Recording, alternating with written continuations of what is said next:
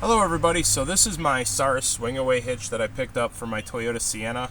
I'll show you my toolbox and cargo carrier in a minute, but what I wanted to do was film.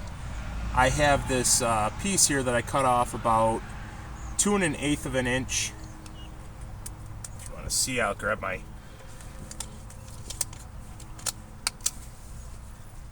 thing one-handed.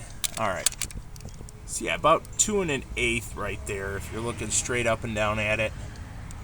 About 2 1/8 of an inch I cut off on this because it was sticking so far out. It was absolutely ridiculous.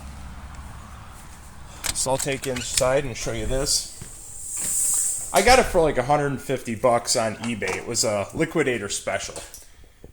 And I picked up this box. This box was really cheap. It was like $70 or $80 shipped right to my door. It wasn't bad. It's actually pretty good quality.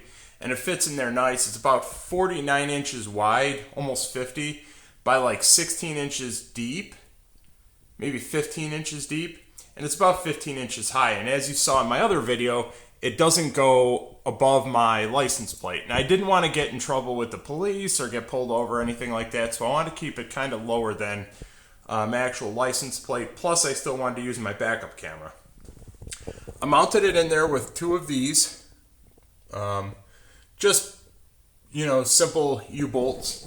What I did though is I cut it all off, except for 2 1/4 inches between the end of this and the center of that hole is 2 1/4 inches.